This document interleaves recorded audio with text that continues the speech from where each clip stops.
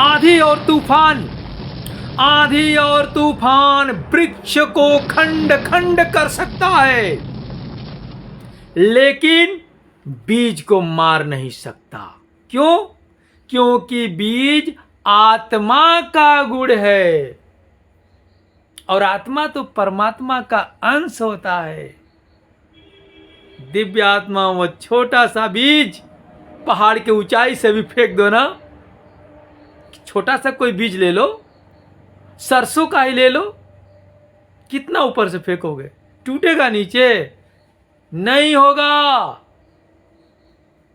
जबकि बड़ा से बड़ा वृक्ष आंधी और तूफान में टूट जाता है, उसी प्रकार जो अकड़ करके रहता है ना, वह टूट जाता है। और जिसके अंदर झुकने की कला है, वो भी तो एक आर्ट है, एक प्रकार का गुण है।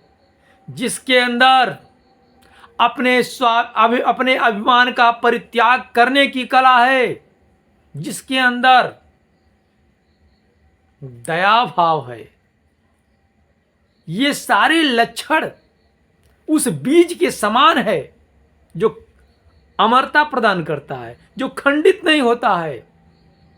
कहा जाता है यदि तलवार चलती है गले पर तो दोष सिर्फ तलवार का नहीं, उस सिर का, उस गर्दन का भी होता है। यदि वह माथा झुक जाता तो शायद तलवार बगल से निकल जाता। दिव्य आत्माओं, बैठ करके माला जपने से सोचो भगवान आ जाएंगे। क्यों? ऐसा कोई माला नहीं बना है जिसे जपने के बाद नदी के दो किनारे को सटा सकते हो। कोई है कि मुझे नदी पार करके ना जाना पड़े, दोनों किनारा सट जाए? माला जपने से होगा? होगा नहीं। लेकिन मैं ये नहीं कहता कि वो खराब है, अरे है, लेकिन तब तक के लिए जब तक आप उसके ऊंचाई तक नहीं पहुंच जाते हैं। ऐसे समझिए, युद्ध में आपने सैनिक को देखा होगा, सैनिक के एक हाथ में खड्ग तलवार होता है, दूसरे हाथ में ढाल होता है। एक से मारता है, दूसरे से रोकता है, होता है ना। लेकिन वही उसका स्वामी, उसका सेनापति, उसका महारथी, वो ढाल लेकर नहीं लड़ता, सिर्फ तलवार लेकर लड़ता है। क्यों? अरे उस पर भी तो अटैक होता है, मरना तो एक दिन सबको है, उस पर भी आता है तलवार का, वो भी कटता है, दोनों काटे जाते हैं। लेकिन उसे पूर्ण विश्वास है अपने कला पर, आत्मविश्वास है, इसीलिए वह सेनापति बनकर रहता है, सिर्फ नंगे तलवार से लड़ता है ना। और जबकि वहीं पर सेना जो है दोनों व्यवस्था करके रहता है। दिव्य आत्माओं, इसलिए हमेशा जो है याद रखिएगा, बीज बनिए।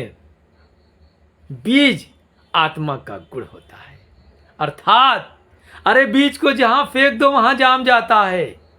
बीज को वो ठीक अपने समय पे जामेगा, अब ठीक समय पे, जब उसका मौसम, उसका सीजन आएगा, जब उचित जलवायु और सब कुछ पाएगा तो जाम जाएगा। उसका रक्षा कौन करता है? मां धरती मैया करती हैं, भगवान करते हैं, परम शक्ति सत्ता करते हैं, है ना। कुछ बीज नहीं बच पाते हैं, चिड़िया चुग जाती है दाना समझकर। उसी प्रकार यह जीवन है, सब लोग मुक्ति के रास्ते पर नहीं पहुंच पाते हैं, कुछ लोग फिर नरकगामी होते हैं। लेकिन जो सदगुरु के पास होते हैं, समझिए वह बीज किसान के पास है, किसान समय आने पर उसे उगा देगा नए पौधे में। उसी प्रकार सदगुरु संजोए रहते हैं, समय आने पर वहां तक पहुंचाते।